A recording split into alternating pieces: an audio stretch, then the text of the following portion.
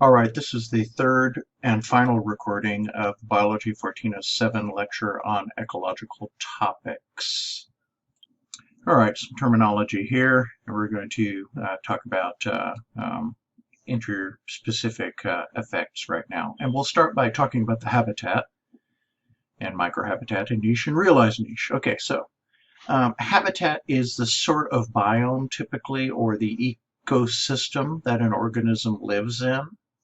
And within that ecosystem, it might have a more habitat, that doesn't look right, but might have a smaller, more specific subset of that larger ecosystem that it lives in. Like the microhabitat for a spider in a desert may be amongst the spines of a cactus. Okay, that's what we mean by the microhabitat versus the habitat. The habitat is Sonoran Desert, and the microhabitat is, where it actually lives in the desert there, in this case on a plant between the ribs amongst the spines of the cactus, just as an example.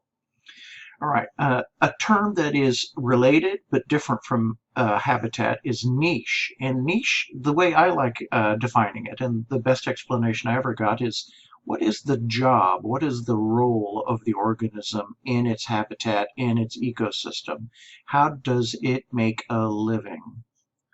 And so the niche is the potential ways in which that organism, because of its biology, how it can get food, what foods it can digest, and all that sort of stuff, and where those things, occur, that's its niche. That's the niche that it can operate in. Those are the roles it can take. All right. So for instance, a bear, part of its niche is that it can be a predator, occasionally of mammals, elk and deer and things like that, although not often. More frequently a predator of fish and invertebrates, grubs and things like that they dig up out of the ground, in case you didn't know that. Smaller bears in particular do quite a lot of that. But then they can also be herbivores, right? So they move to a different trophic level, and they act as herbivores, eating berries and certain tubers that they dig out of the ground, and various other vegetable matter. Or bears, for the record, are omnivores, so they can occupy more than one trophic level at the same time. And that's a little bit about their niche as well. A great white shark is a predator, and it is an apex predator, and that is part of the description of its niche, the role it plays. An apex predator is the top of that ecological pyramid, with nothing normally preying upon it in turn. Anyway, just examples of what we mean by niche. And then the realized niche is just because of competition from other things that may occupy a similar niche, the area that they actually do operate in and live in and function in. So you can have 3 or 4 different species that really occupy the same niche, and so they have to kind of necessarily, if they all 2 or 3 of them continue to exist for a long time in that environment, they're going to have to focus on some part of the niche, the set of resources, and the way that they go about exploiting those resources, and the total set of resources that they could take advantage of. So that's what's meant by realized niche versus complete niche.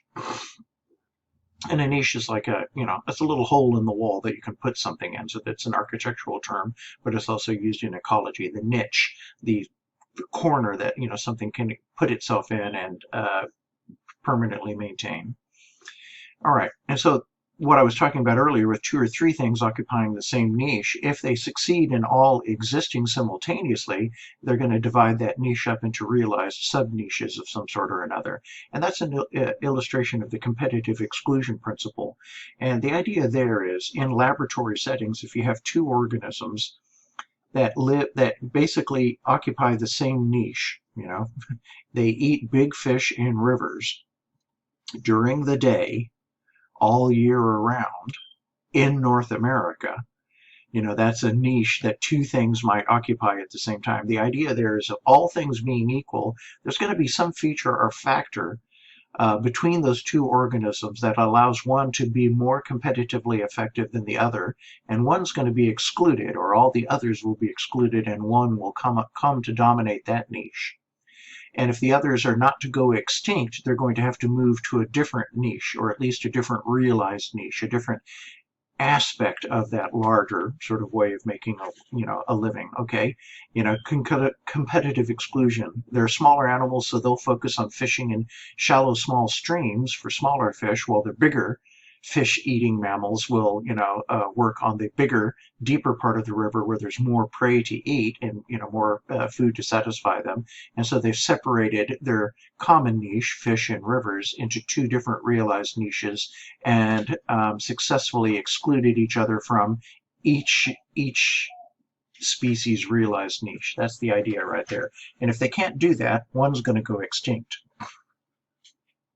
So the flip side of this, the flip side of competitive exclusion, is when you have, say, a organism move into a very large niche, with lots and lots of possibilities for more specialized sub-niches within it, the realized niches right here, over evolutionary and geological time. That is the basis for an adaptive radiation. So, the first animals to move onto land, the niche was living on land. Now, the realized niche of those first animals to move onto land was typically going to be a primary consumer, eating producers that they found on land, but they adaptively radiated into all kinds of new realized niches within that environment. And, that might be the evolutionary diversification of amphibians into the amphibians we see today, plus the reptiles we see today, plus the mammals we see today, plus the birds that we see today. All of those on a very grand scale are an example of adaptive radiation from water onto land, moving into a new niche, living on land, and then realizing various sub-niches of that way of life. And of course, that's a mechanism for speciation right there. If you focus on making a living in a very particular area, I'm going to be a focus on eating small fish in very, very small streams. Well, one of the strong selective advantages there is going to be, frankly, being smaller and being able to tolerate, eating less food and, reaching maturity with less food. And so that drives, differentiation of that population, from a bigger population that might have been specializing over on the deeper water. All of this fits together, with stuff that we've talked about before in the course right here. So, utilization of habitats, the niches that they occupy, this idea of competitive exclusion, is pressure and raw material for not raw material, but pressure and direction for the phenomenon of speciation. The raw material is always novel mutation, of course. All right, so let's talk a little bit about how things can deal with this situation right here, competitive exclusion principle. So that is the realm of interspecific competition. All right, so competition is not the same thing as I eat you, you eat me, or whatever. This is two things trying to eat the same food, two different types of birds competing for seeds, squirrels and chipmunks, competing for seeds and buds of plants and things like that, whatever it may be. So when we have two or more species and, there's a particular limiting resource right here, when they're competing with each other, that leads to this competitive exclusion principle. And the idea here, again, is that there's two ways out of the competitive exclusion principle for two things occupying a similar niche, that are in interspecific competition with each other. And that is that the two of them subspecialize into different areas, so they both still exist while not competing with each other. The whole idea is to reduce competition, or one is going to overwhelm the other and compete it into extinction. That's the other possibility, and that's what we mean by competitive exclusion. So either the two species separate the resources they use. It's not like a diplomatic arrangement. It's just the way it falls out over time, or one overwhelms the other. An example is over geological time, South America was physically separate and an island continent, kind of like Australia was and Africa was till recently. But South America, until much more recently, was a separate island continent, replete with lots and lots of marsupials and a lot of primitive lineages of mammals, sloths and things like that. And then relatively recently, from a geological perspective, in the last couple of tens of millions of years, South America made physical contact, due to plate tectonics and the movement of continents over the surface of the planet, contact with North America. And there was a movement of species attempting to occupy new space, moving north from South America, and at the same time, species moving south from North America. Plants did this, bacteria did this, fungi did this, animals did this. In the world of animals, it was very much a one-way thing. A lot of the South American animals that attempted to move north were overwhelmed by the North American animals moving south, and they were competitively excluded, as in made extinct. And particularly the marsupials. There were lots and lots of different marsupials in South America prior to contact with North America. Since then, all that's left are about 3 species of possums, which are doing extraordinarily well, but all the other marsupials went extinct under competitive pressure from placental mammals. All of the sloths, except 2 species of tree sloths, which have an isolated enough habitat, a unique enough niche, that nothing's really competing with them up there, were able to make it through. But the ground sloths and all of the other sloths were extinguished by predators from North America and, unfortunately, humans that came in and entered South America from North America after moving over the Bering Strait land bridge during the last ice age from Asia, which is how prehistoric humans, made it into North and South America.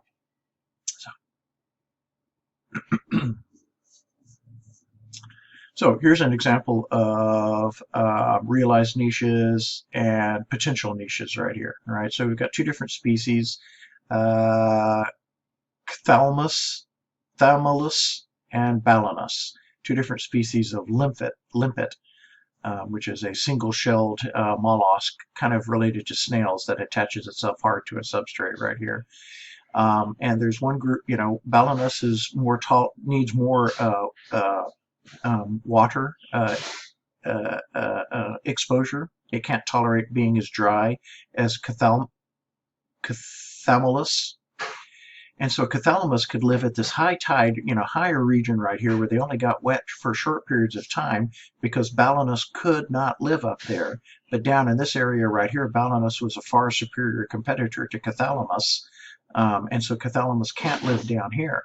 If you eliminate Balanus, which this was a manipulation and experiment by Connell,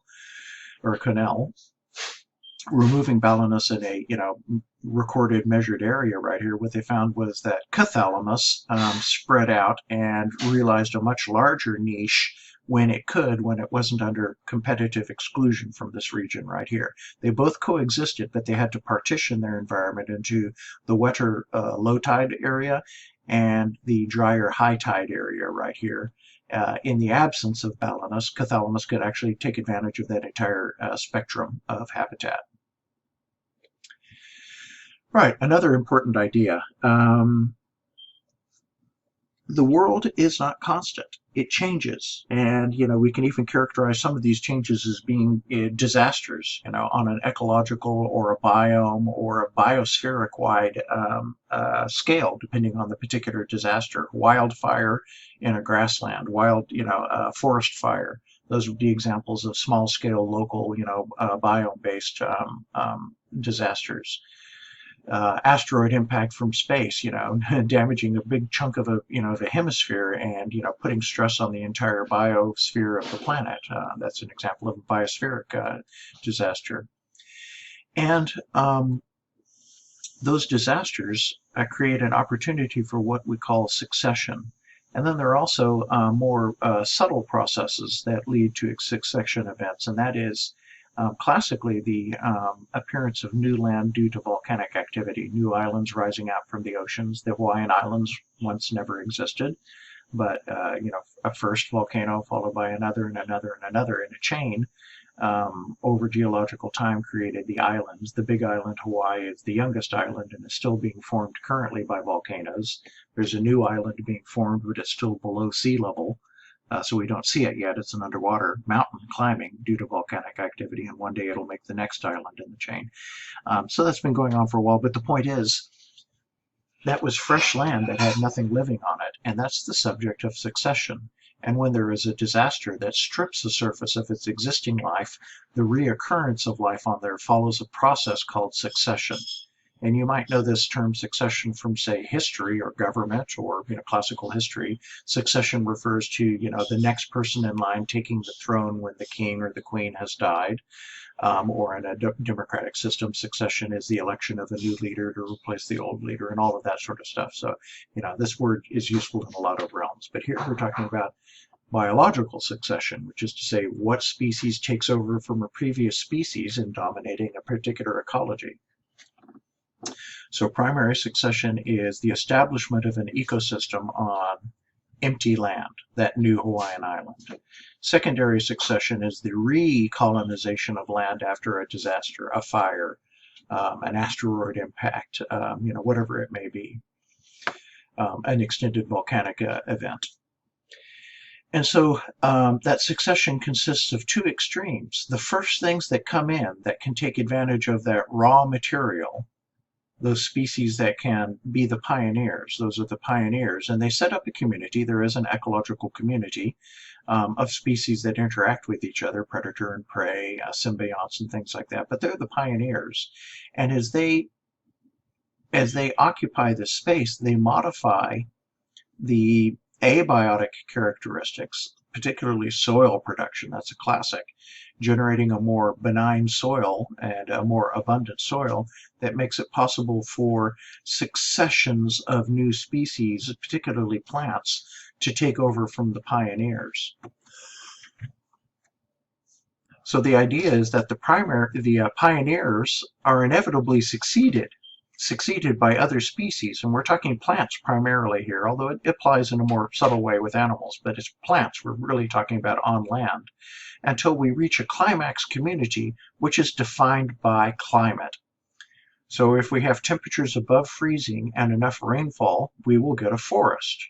If we don't have enough rainfall for a forest, the climax community is going to be something like a grassland. If we don't have enough rainfall to manage and support a grassland, we're going to get something, depending on the species available, equivalent to a desert community. And if in a primary succession, say that island in the middle of the Pacific, what these pioneers are and what the climax members are totally depends on what successfully colonizes those islands, which is a whole nother conversation. But when this occurs on a continent, let's say a volcano destroys an entire mountainside and all of the forest and everything along it, recruitment of new pioneers and ultimately the climax community members will come from adjacent ecosystems, rather obviously. And that process of replacement in oftentimes many layers of organisms from the pioneer community to the climax community is what we mean by ecological succession. So if the temperatures are high enough and the water is abundant enough, sterile, bare volcanic rock over time, going through lichens and algae, and then maybe some hardy ferns, and then some grasses, and then some shrubs, and then some bigger shrubs, and then finally some trees that are quite tolerant of fairly dry, thin soil and being alone, growing alone in an area. And we can perhaps get all the way back to a tropical rainforest on that island if the conditions favor it, as the plants become available. Or say, a volcano in Central America that stripped a hillside bare of forest, we'll get back to that tropical rainforest pretty quickly, but it doesn't happen instantly. We can't go from naked rock to tropical rainforest in one go. We've got to have different types of plants that can manipulate that substrate and convert it from rock to soil that's deep enough and rich enough to support trees, and so on and so forth. So you can see there's a whole lot of stuff included in this idea of succession. But suffice it to say, the pioneer species modify the environment in such a way that the next species can colonize the area, and then we carry on until we hit the climax, the maximum sophistication and massiveness of the ecosystem that's constrained by climate, typically. The things that occupy in a succession, the pioneers are oftentimes very R-selected organisms, And the climax community is very, very dramatically characterized by K-selected or carrying capacity selected organisms that are slow to grow, slow to move in, and establish a very, very highly responsive sort of balance between their numbers and the resources of the environment. Unlike R-selected things, which just explode into huge numbers and hope for the best. A classic example is plow a field somewhere in Texas right here, and odds are, really plow it so you destroy everything, and or plow a forest and destroy it completely so you have a plowed field when you're done, and you're going to get sunflowers popping in. They're going to be an R-selected species that just takes over really, really quickly. But the sunflowers can't compete with more long-lived, multi-year perennial plants, grasses and some herbaceous things that will come in next. And so the sunflowers will be gone and we'll have more of a grassland habitat.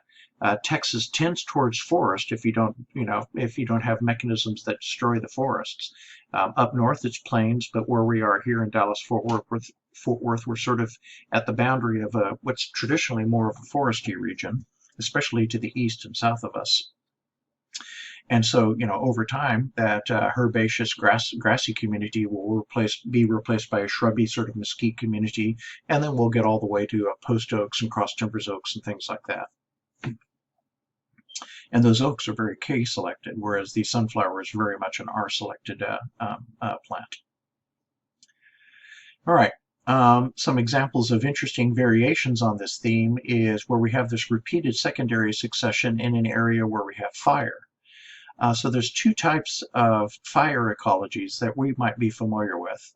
There's fire in grasslands, which is what happens way up north of us, Kansas, Oklahoma, North Texas, Oklahoma, Kansas, Nebraska, South Dakota, North Dakota are all dominated by grasslands, which naturally have fires. We suppress the fires because we want to grow crops in those areas, and we establish villages and towns and cities and stuff like that that can't be burned, obviously, but naturally they would all burn, and that's what keeps them as grasslands. And so there's a succession where the grasses reestablish control after a fire and beat back all of the forest. Now in southeast Texas and Georgia and some other places in the southeast U.S., we've got pine forests that litter the floor with highly flammable pine debris, and periodically those forests catch on fire. It's a ground fire. It roars across the ground, burning all the debris from the pine trees.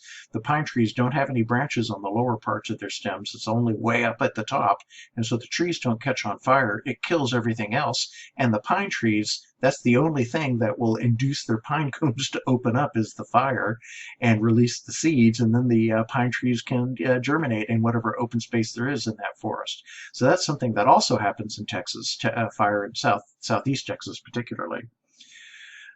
So fire ecology is a wonderful example of how succession has been interfered with by living things.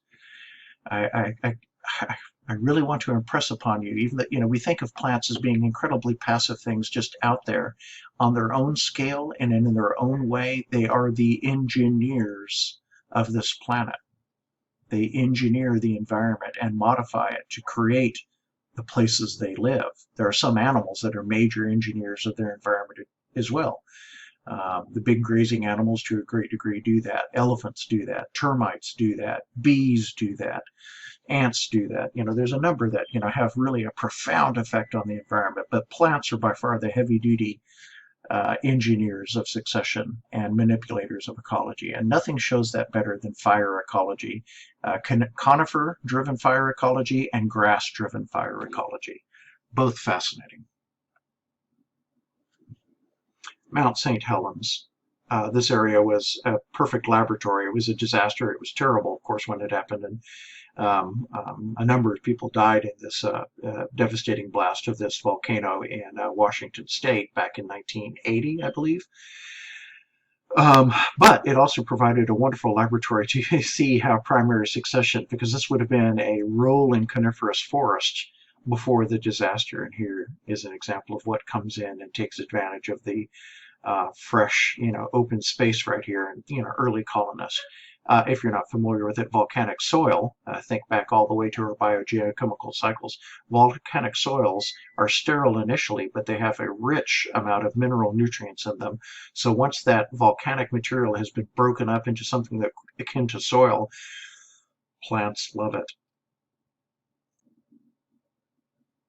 So secondary succession is when there is still an ecology present, but it's been heavily damaged, like after a forest fire, and what comes in. So, the forest fire has killed off all of the trees right here. It's not a totally sterile environment. Some of the trees may still be alive, but there's a lot of things still living in the soil, and a lot of annuals and perennials can pop up and, reclaim this area. And we get this grassy meadow, this glade here for a while, and the forest will in turn, eventually reclaim this entire area.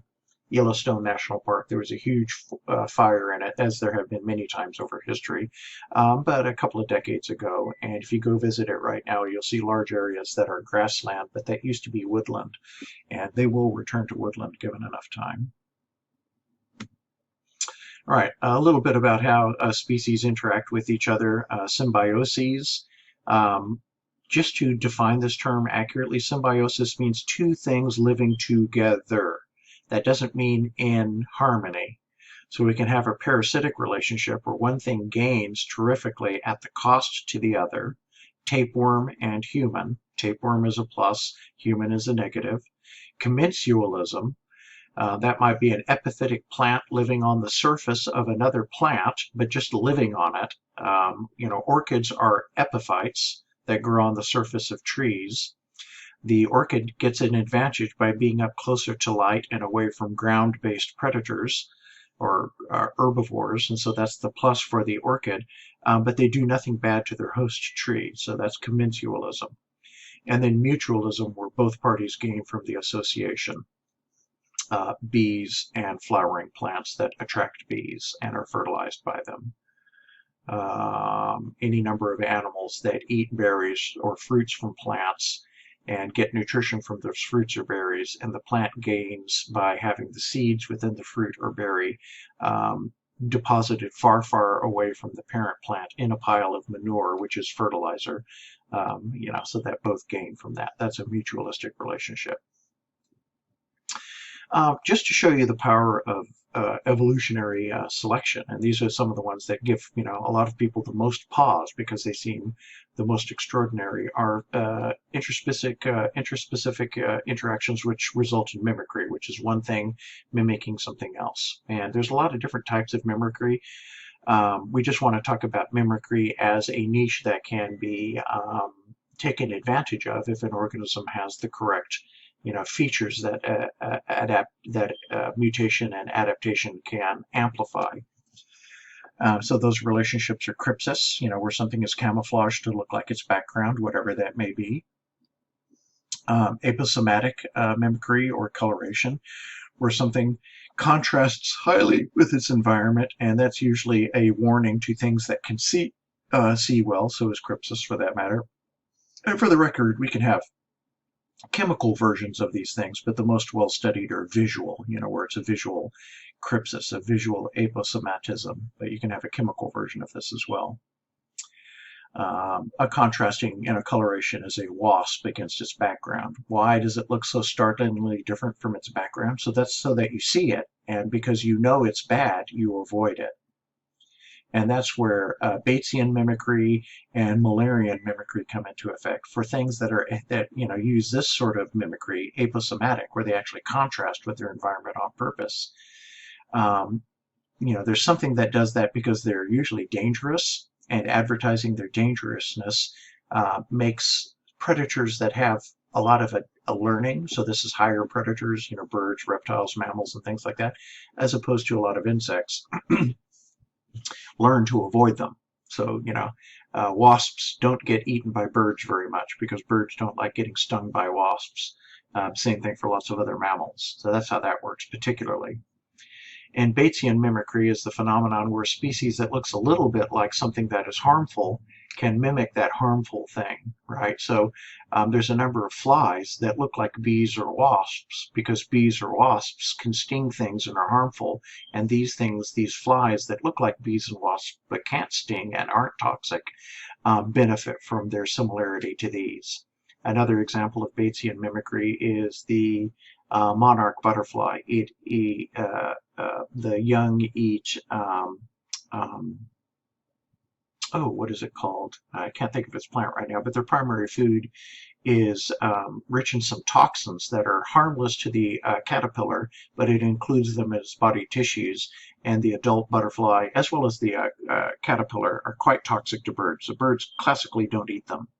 And then there's any number of butterflies that share the coloration of a monarch butterfly, but don't have the toxic body tissues of the monarch butterfly. That only works as long as monarchs are abundant, and the harmful model is what most of these adaptive predators get hung up on, and therefore they'll avoid the mimics as well as a caution.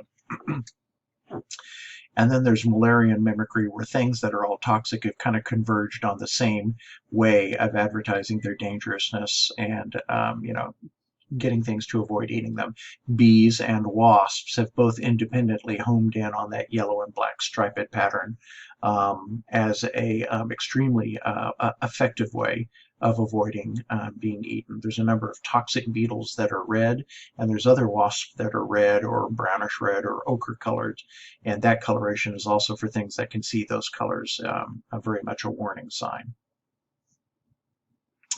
Then there's examples of, mimicry where, a part of the organism is used as a lure. So this would be a snapping turtle. It has a tip of its tongue that is in its cryptic head, which just looks like seabed, and its open mouth, which just looks like seabed, or not seabed, but, riverbed, lakebed. But the tip of the tongue looks like a tiny wiggling pink worm, and so some fish will come in there to try and eat the worm, and then the cryptic head snaps shut on the fish, and there it is.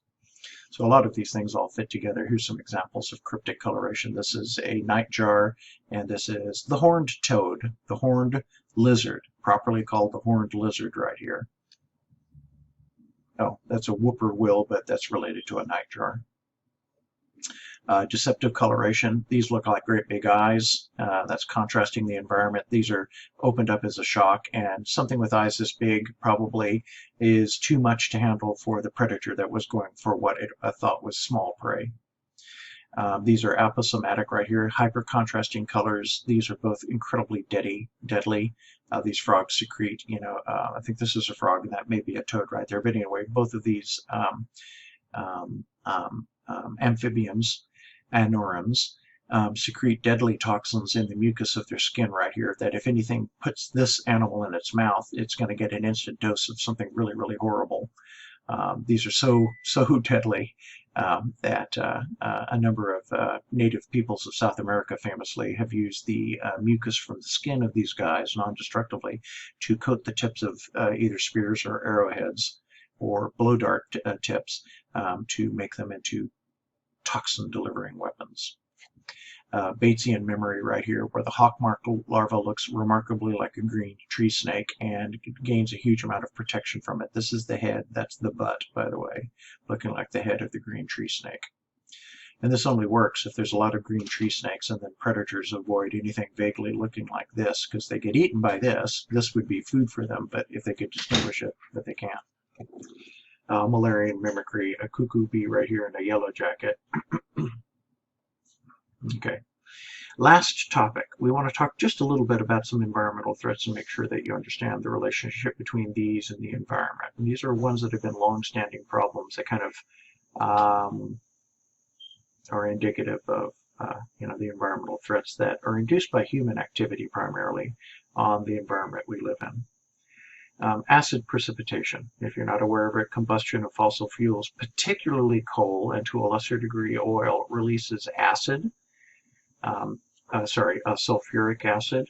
There's sulfur compounds in the proteins that make the better types of coals. The proteins that were part of the lignin of the wood of the plants that were fossilized to make, and ended up forming coal. And then when we burn those fuels, we release that sulfur. And that sulfur combines with water in the atmosphere to make sulfuric acid. And then we have rain that contains a large amount of sulfuric acid or nitric acid, but sulfuric is the big one right here. And that reduces soil pH or reduces the pH of bodies of water.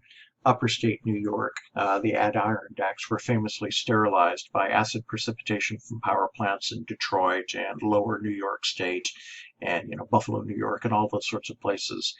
That's better now due to the Environmental Protection Act and particularly the Clean Air Act, and it's extremely unpopular for industry regulations that enforced cleaner mechanisms for power generation.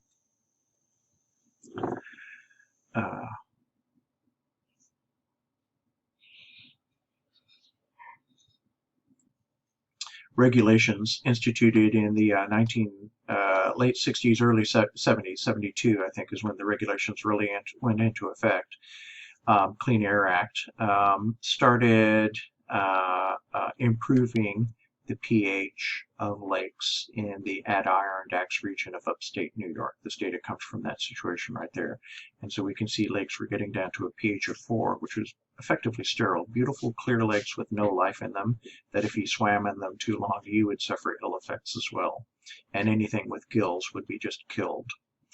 And by 2000, that pH had climbed up, substantially, not fully, but getting better and better right here, and that process continues today. Acidification of seawater is a major problem. CO2 dissolves into seawater fairly effectively, forms carbonic acid, which depresses the pH of seawater, and as water becomes more acidic, again, just like in freshwater systems, that has an extremely deleterious effect on anything living in that water, including anything with gills, rather obviously. Here's the chemistry of seawater acidification. So CO2, whatever the source, in this case, we're seeing an airplane flying by, but it's releasing CO2 into the atmosphere, increasing the concentration of atmospheric CO2. That dissolves into water as dissolved CO2. It combines chemically with water to create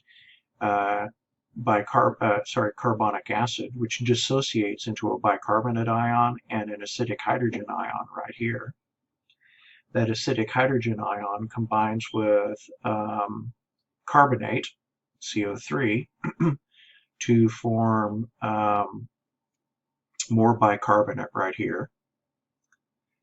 And this pulls CO2 out of solution that would normally, pulls CO3 out of solution that normally would combine with calcium to make calcium carbonate, which is non-soluble in water. And this is what is used to make the shells of coral polyps and corals, the shells of mussels and clams and all the other bivalves in water, and the calcium carbonate shells of any number of other microscopic organisms in seawater, but importantly contribute to coral reef building and are a sink. Calcium leaving atmosphere, leaving water, and entering the geological cycle here, ultimately included in limestone, which is subducted into geological processes in the earth. If you drop the pH of seawater, you interrupt this step right here. It no longer happens, and we get it stuck right here with an increasing concentration of hydrogen ions in solution.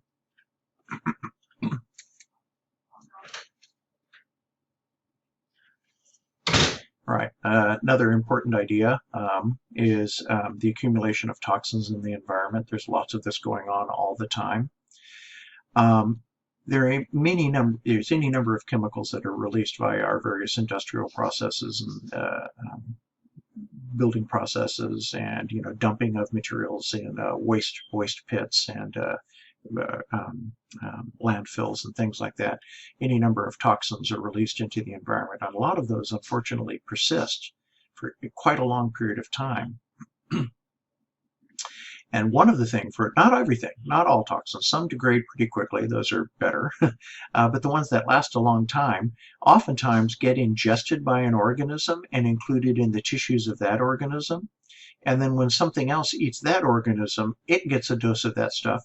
And so as we work our way up the food chain, up trophic levels, we get what's called biological magnification, where the toxin starts out at concentrations that are not harmful to anything, but they're included in the tissues of, say, a phytoplankton cell, a algal cell. And then they end up in the zooplankton, Daphnia or something like that. And they still don't harm the Daphnia, but they're present in the tissues of Daphnia at higher concentration than they were in the algae, which is higher concentrations than they were in the water itself. And then that builds and builds and builds. And by the time we get to a bald eagle or a fishing eagle or any number of birds of prey that had to do with an aquatic environment right here, we got very, very high levels. In this particular case, this is illustrating DDT, which is an insecticide that was aimed at mosquitoes particularly. DDT, not harmful to the zooplankton, not harmful to the fish, but deadly to the birds because it blocked their ability to deposit calcium carbonate in their eggshells. So they would lay soft eggs that by sitting on the egg to brood the egg, they burst the eggs. And so they couldn't have any young. As long as they were eating food that contained DDT in the food chain, they were gone. So just as a personal observation, I arrived in Texas in 1971, I think. I have to double check, but around there. And this was not terribly long after DDT had been made illegal or was in the process of being regulated. Rachel Carlson had written her incredibly impactful book a few years earlier called Silent Spring, specifically talking about the DDT accumulation in North American ecosystems and its effect on all birds that were tied to food chains that led to wherever DDT was used, because all birds had the same sensitivity. And we were losing eagles. They were going to go extinct. We were losing red-tailed hawks. We were losing owls occasionally. But any predator that touched on an aquatic, even a partially aquatic food chain, freshwater lakes, rivers, streams, which lots of birds do. And so when I got here, you never saw these birds here. DFW had no birds of prey. They just didn't exist. They didn't exist. They were all gone, because we had been spraying DDT all over the place to control mosquitoes that were spreading malaria, which used to exist in the southern part of Texas. Up through World War II, that was normal in this part of the country. And then tail end of World War II, we started spraying DDT everywhere because we invented it sometime before and used it extraordinarily abundantly. This is a copy of an ad somewhere talking about how good it was. Because it makes everything better for us, but everything worse for some other things. Anyway, nowadays, if you pay attention and drive around even in the center of DFW, DFW Airport, downtown Fort Worth, you'll see red-tailed hawks all over the place. We've got golden eagles, we've got peregrine falcons, we've got a couple of other types of falcons, we've got other hawks here as well. We've got owls, many owls. The birds of prey have come back in a huge way by eliminating DDT locally. Sadly, American companies still produce DDT and sell it internationally to countries that don't have laws controlling it. There's in an editorial statement, there's the free market for you. Let's go ahead and talk about a couple of last closing things. We want to distinguish between the greenhouse effect and the ozone layer because students routinely don't understand the difference between these two phenomena. They are both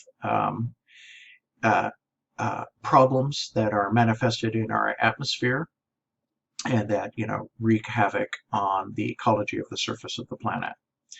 So greenhouse gases, the atmosphere works as a greenhouse. So I showed you a slide some time ago that had in a previous illustration, that looked like a little greenhouse.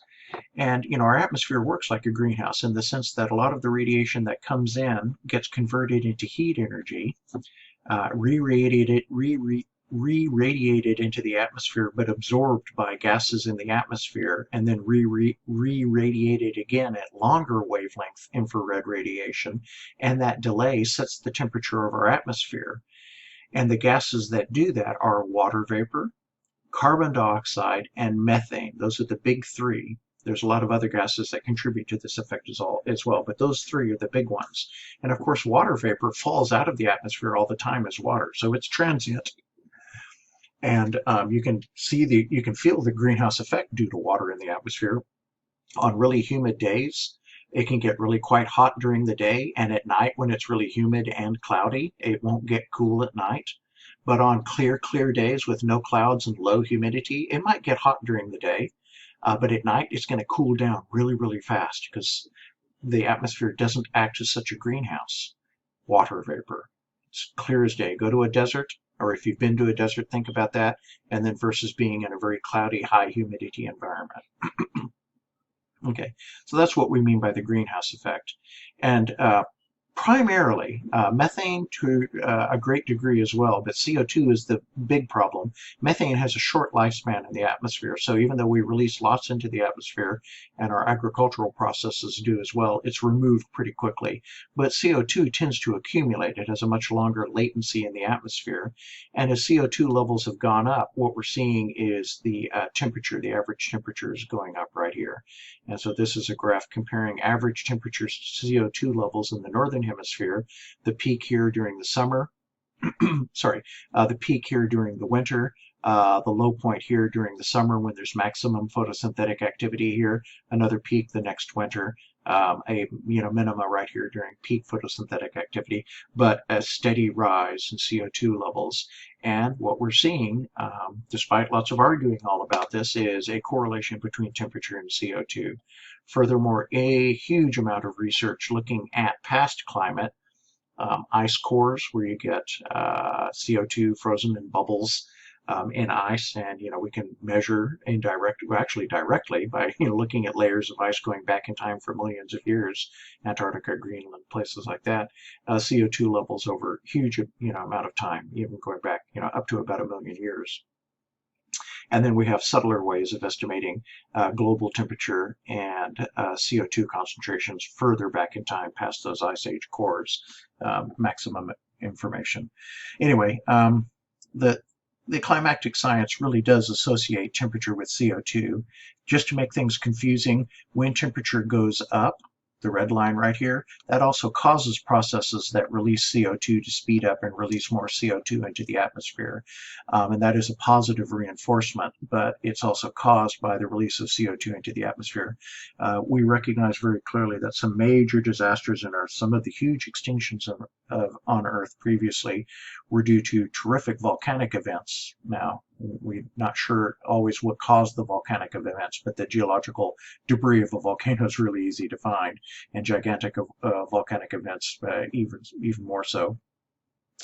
And volcanoes release CO2 into the atmosphere and raise the average temperature of the atmosphere. That correlation is crystal clear. Now, volcanoes also release dust into the atmosphere, which reflects light back into space. So in the short term, oftentimes we'll get a drop in temperature, but over the long term, that CO2, as it accumulates, starts taking charge of the atmospheric response. So if I've made you think, hey, this is a tad complicated, yes, it is. And that's kind of the point.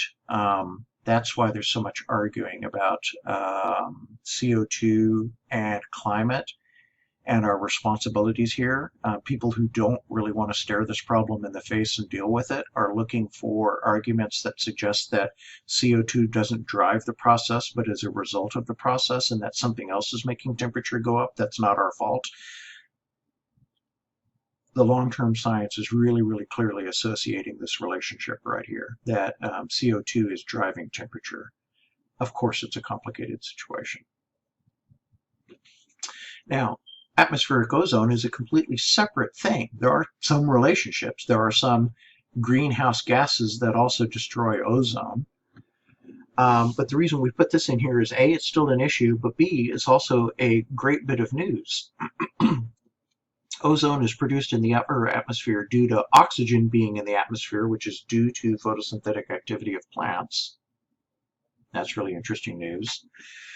And so the ozone layer is a result of life on Earth in the water, releasing oxygen that accumulated in the atmosphere, and cosmic rays, high energy radiation from the sun, breaks O2 apart, and periodically it reforms as O3, that's ozone, and O3 absorbs UV radiation and other high frequency radiation from the sun, and therefore blocks that stuff from getting down to the surface of the planet. The appearance of an ozone layer is one of the reasons life was able to move onto land from the water, because prior to that atmospheric oxygen, you couldn't live on land because you would be burned by UV and higher frequency radiation.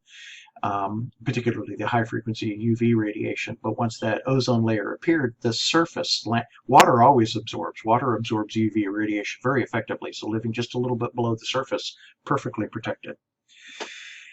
We were releasing chlorofluorocarbons, compounds that were destroying the ozone. This was first realized very clearly broadly by the broad scientific community and by the political establishment of the world, governments of the various nations.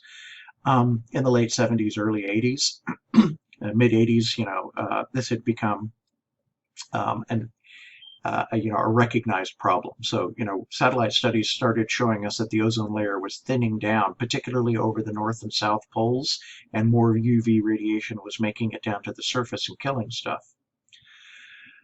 So here, this is the ozone layer thickness average for the atmosphere, and when we hit the 70s, it starts dropping, and by about 93, 95 here, it hit its minimum, and by this time, regulations had gone into effect, the so-called Montreal Protocol, which limited the production against great resistance from industry and special interest groups, but the production of chlorofluorocarbons, or refrigerants, propellants for hairspray, propellants for any spray cans of paint, all that sort of stuff. These refrigerants, refrigerators, car air conditioners, house air conditioners, those compounds all were ozone destroyers.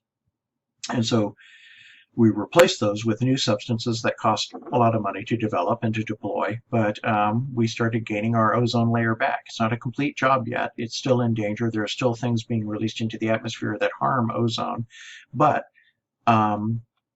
that global where is it? I'm looking for that global agreement, the Montreal Protocol. Has turned the corner on this process, and we start seeing this rise in ozone levels as we've moved into the new millennia right here. It's not a done deal here, but it's important here because A, you want to know about ozone and the problem with the ozone layer, and B, the regulation adopted generally globally to combat this. There's some people cheating, people being countries and industries, where regulation is not as effective, government interference in private business. But that's allowed this problem to be partially and conceivably solved given enough time. We can apply the same sort of collective will, if we're willing to the greenhouse gas emissions problem. And that's where the impetus for getting off of coal, reducing petroleum consumption, switching to renewable energy resources, and more nuclear power, which doesn't release CO2. There's other dangers with nuclear. It's a separate conversation, but that's where the move to all of that is coming from, to try and alleviate this problem. But of course, there's not nearly the unified global approach to this problem that there was a few decades ago to this problem right here, the ozone problem. Here's some satellite imagery. The ozone, green represents ozone, blue represents no ozone. Antarctica, 79. 2006, a much bigger hole. Since that time, we've begun to see some improvement. This is bad because all the animals living down here and all of the stuff living close to the surface of the ocean right here, penguins, seals, stuff like that, no polar bears, those are over on the northern hemisphere, are all being bombarded with UV radiation at much higher levels than they would normally have been exposed to. So this is not a good thing, and we don't want that hole to expand, into temperate regions where, lots of humans live, and agriculture and stuff like that. All right. those are just some examples of some important ecological challenges that still exist today in their various forms. Please do know the DDT example. Do know the conversion earlier in the lectures of food webs to food chains, loss of biodiversity. Be able to describe the greenhouse effect in general terms, and be able to describe the ozone layer, where it comes from, and the challenge to the ozone layer due to chlorofluorocarbons, CFCs. And that concludes this unit and this course, Biology 1407.